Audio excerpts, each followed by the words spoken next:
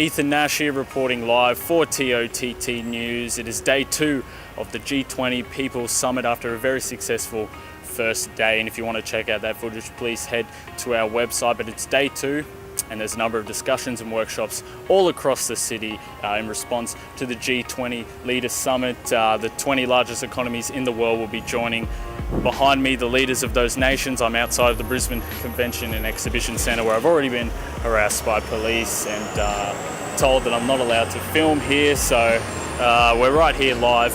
Today we're going to bring you a number of discussion and topics, including a discussion on free trade, specifically the Trans-Pacific Partnership at Colossal Hall. We're going to head down to hear Sam Watson, indigenous pioneer, speak about strategising for the future, and then we're going to wrap it up with the Citizen Media Centre and talk about some of the things that are happening there. So please subscribe to TOTTnews.com for all of our G20 coverage from the 12th to the 15th of November. I'm from the Australian Fair Trade and Investment Network, which is a network of 60 community organisations and many more individuals that campaigns for fair trade based on human rights, labour rights and environmental sustainability. And we're concerned about the TPP because it's not just a trade agreement, it's actually discussing issues which we think should be democratically decided through our parliament, not traded away behind closed doors.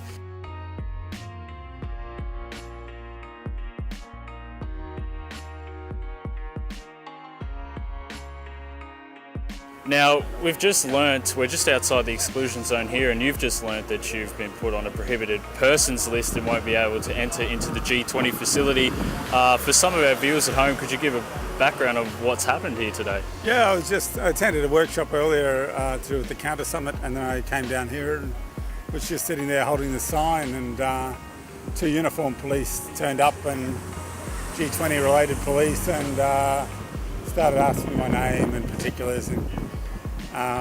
And as they were doing that, I'd say within less than 2 minutes of them putting my name into a computer laptop, an unmarked police car pulled up behind them and 2 detectives got out, and the uniformed guys weren't aware of them. And so once the uniformed guys finished with me, the detectives then served me with a banning order saying I'm a prohibited person.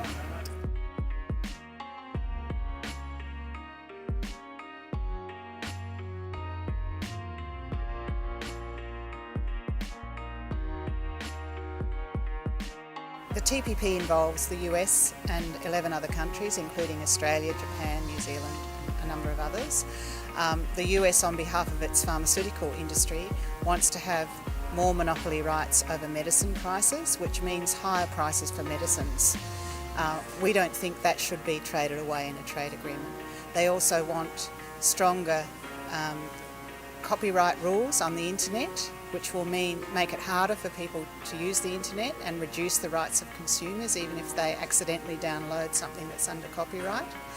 And one of the biggest issues in the TPP is that the US wants the right of a single foreign investor to be able to sue our government if a change in law or policy harms their investment.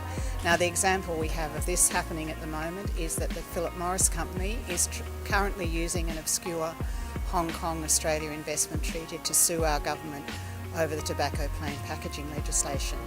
Now, that legislation was passed through our parliament, it was validated by our High Court, and we don't think that any company should have the right to sue our government. That's a challenge to our democracy and sovereignty.